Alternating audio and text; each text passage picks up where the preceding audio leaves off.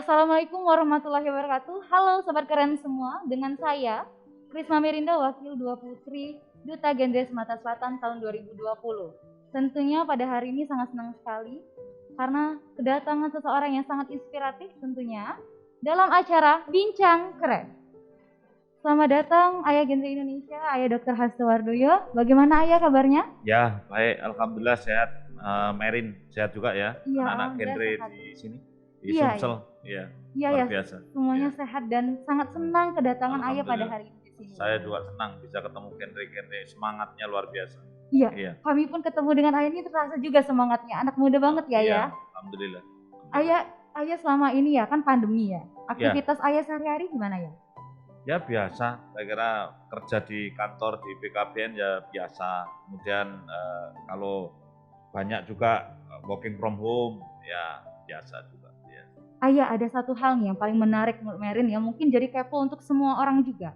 Ayah kan sekarang menjadi kepala BKKBN nih. Dan juga sebelumnya Ayah seorang dokter bidang kebidanan dan juga kandungan, dan sekaligus pernah memutuskan untuk menjadi bupati dan mendapatkan bupati teladan Ayah. Nih Ayah bisa nggak berikan kiat-kiatnya nih sama kami, mungkin bisa di sini untuk menginspirasi anak-anak muda lainnya agar bisa menjadi seseorang seperti Ayah. Ya sebetulnya sih apa ya, kita ini kan dilahirkan sebagai pelayan untuk sesama, ya. Tadi juga sudah saya singgung waktu kita meresmikan ruang studio mini ini kan. Jadi kalau sebagai pelayan ini ya niatnya sebagai pelayan lah. Gitu. Kan orang itu salahnya itu sering menikmati kedudukan, menikmati jabatan itu. Karena kedudukan jabatan itu kalau dinikmati nikmat sekali. Tapi kan kita ini hidup tidak untuk bernikmat-nikmatan. Seperti jadi dokter objin itu kalau dinikmati nikmat sekali loh. Ya karena apa? Wah kerjanya, wah penghasilan tuh bisa sebulan 200 juta gitu ya. Operasi sana, operasi sini. Tapi kadang-kadang ya hatinya itu hatinya nggak hidup kadang-kadang. Karena penghayatan sebagai pelayannya itu nggak jalan. Tertutup oleh keinginan materi dan hidup yang mewah itu.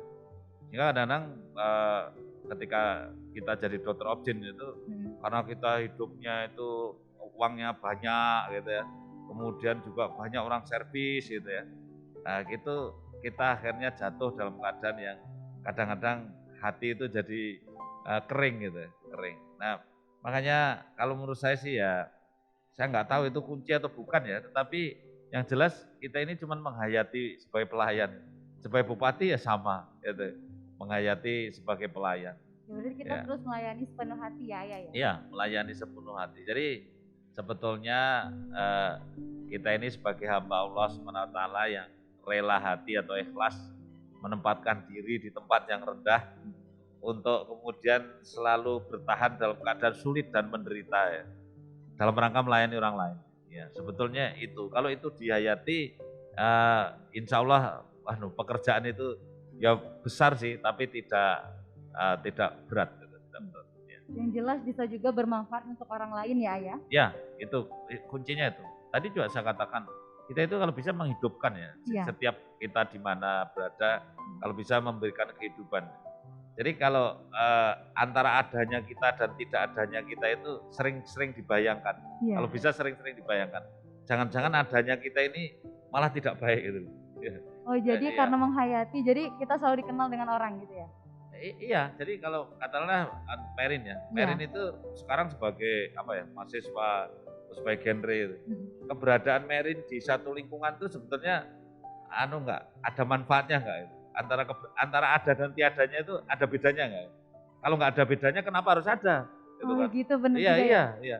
Jadi kalau misalkan saya sebagai bupati atau sebagai kepala BKKBN, ada bedanya nggak ya? Gitu. Beda dari sisi positifnya ya. Untuk orang lain ya. Dampaknya untuk orang lain jelas ya. Kalau nggak ada, kenapa harus kita? Mungkin orang lain lebih baik. Oh iya benar juga ya. Jangan-jangan orang lain lebih baik, jangan-jangan ya. Nah, sehingga kalau dari situ maka kemudian kita ini jalan lah, pekerjaan itu jalan dengan sendirinya. Kalau kita mindsetnya itu kita mencoba untuk tidak terlalu percaya diri. Syaratnya tidak terlalu percaya diri, harus meragukan juga. Harus meragukan diri juga, biar terus berprogres ya Ayah. Iya, penting itu. Penting banget.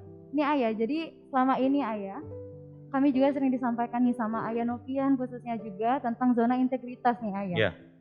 Dalam sebuah instansi pemerintahan. Menurut Ayah sendiri ini apa sih? Kan mungkin aja nih Ayah di uluran sana tuh yang belum tahu tentang zona integritas. Ya, sebetulnya kan zona integritas tuh wilayah bebas korupsi. Iya.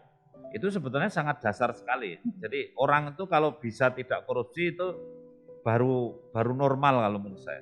Iya. Normal itu belum berprestasi loh.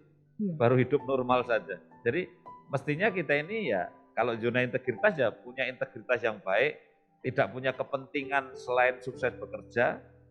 Kemudian di dalam zona integritas itu kita juga harus punya inovasi.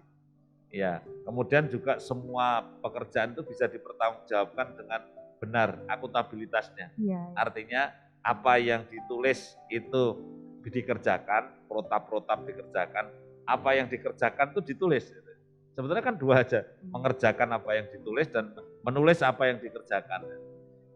Ketika kita sudah seperti itu, kemudian disertai dengan integritas, tidak ada kepentingan kecuali sukses di dalam program, ini lumayan nih, sudah normal ini, lumayan. Tapi belum berprestasi loh, ini baru normal ya. Nah, kalau mau lebih bagus lagi, kemudian menjadi WBBM, jadi wilayah bebas korupsi dan melayani. Ya, ini keren. Ini karena selain kita integritasnya bagus, pelayanannya bagus. Jadi bisa memberikan service excellent lah. Nah itu, wah udah keren kalau begitu. Ya. Jadi udah keren banget ya. Iya, kalau bisa begitu, wah udah lumayan lah. Baru kita itu menjadi pelayan yang baik. Semoga BKKBN Sumsel bisa mendapatkan predikat. Saya percaya karena ya Pak Kaper kita ini, Pak Nov ini luar biasa. Jadi komunikasinya jalan dengan lintas sektor, dengan mitra, dengan pemerintah daerah luar biasa. Itu. Makanya saya optimis di bawah Pak Nov, Pak Kaper dan seluruh jajaran juga mendukung baik.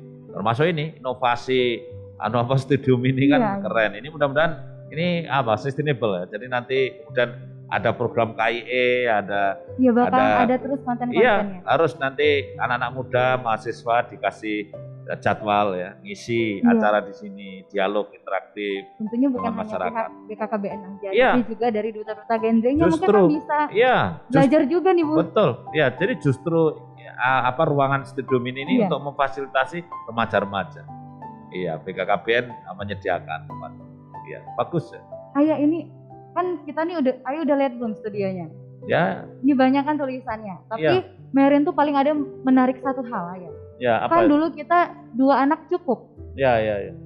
Di belakang Ayah ada 2 anak lebih sehat. Ya. Kenapa sih berubah menjadi 2 anak cukup jadi 2 Karena anak sehat? Kan gini ya, 2 anak lebih sehat itu tidak bisa dibantah. Kalau 2 anak cukup itu ada subjektivitas, saya nggak cukup. Saya kelebihan 1 saja, itu subjektif ya. Kalau 2 anak lebih baik, ada orang bilang saya enggak lebih baik gitu. Iya. Dan ada juga orang yang ini melanggar hak, ini kan hak reproduksi, saya mau punya anak atau ingin tidak punya anak, itu kan hak reproduksi. Tetapi kalau kita mengatakan 2 anak lebih sehat, maka ini tidak melanggar apa-apa. Karena apa? Memang bukti evidence base di seluruh dunia ini 2 anak dibandingkan 3 anak, 4 anak, 5 anak itu jelas kematian ibunya, kematian bayinya sangat sedikit kalau 2 anak atau 1 anak. Nah itulah makanya terbukti di seluruh dunia, kesimpulannya sama. Ini level of evidence-nya 1A, terbukti bahwa 2 anak itu memang lebih sehat gitu, dibanding kalau kematian ibu, kematian bayinya dibanding 3, 4. Sehingga 2 anak lebih sehat tidak bisa dibantah. Nah inilah kita declare bahwa 2 anak lebih sehat. 2 anak lebih sehat ya. Nah Ayah kan tadi sudah juga membahas keluarga kan sebelumnya gitu. Iya. Kita sudah di penghujung tahun sekarang. Sebelum menutup acara bincang keren kita pada hari ini Ayah, jadi kan kita tahun depan 2021 bakal ada pendataan keluarga kan ya? Iya betul. Jadi apa sih pesan dan harapan Ayah untuk kita semua dalam menyukseskan pendataan keluarga tersebut? Ya, pesan saya begini ya, pendataan keluarga ini kan sangat-sangat penting karena kita ingin memotret keluarga. Memotretnya tidak makro tapi mikro, satu-satu keluarga dipotret gitu. Nah oleh karena itu tolonglah persiapannya yang baik ya. mulai sebelum tahun depan hari ini sudah harus persiapannya harus dilakukan. Tolong dicek semua IT yang Internet of Things dan aplikasi yang akan kita pakai itu harus disiapkan betul. Kemudian setelah itu SDM-nya nanti dilatih betul supaya tidak banyak bias dalam merekam itu. Ingat, kita ini akan memotret keluarga untuk akhirnya mendiagnosis keluarga. Kita akhirnya mendapatkan gambaran indeks pembangunan keluarga. Nah, oleh karena itu, karena kita ingin mendiagnosis, memotret, jangan salah. Motretnya jangan salah. Karena kalau motretnya salah, kita tindakannya juga salah. Iya, ini penting ya. Saya kira pesan saya gitu. Ingat, ini adalah mengambil potret seseorang keluarga, jangan salah. Itu. Iya. Kita siapkan bersama indeks pembangunan keluarga disusun nantinya melalui pendataan keluarga. Sukses pendataan keluarga di tahun 2021. Ya, amin. Jadi pendataan keluarga ini Ayah juga diperlukan dari semua berbagai pihak, bukan hanya kita saja tapi semua masyarakat tentunya. Semua desa membutuhkan, kabupaten membutuhkan, bahkan ada muatan khusus nanti keluarga yang punya bakat stunting itu kita rekam. Jadi ini keluarga ini jangan-jangan nanti bakat melahirkan anak stunting, kita bisa ketahuan ini. Oh, jadi sudah dideteksi sejak awal? Lewat PK ini, lewat pendataan keluarga ini kita identifikasi keluarga risiko tinggi stunting.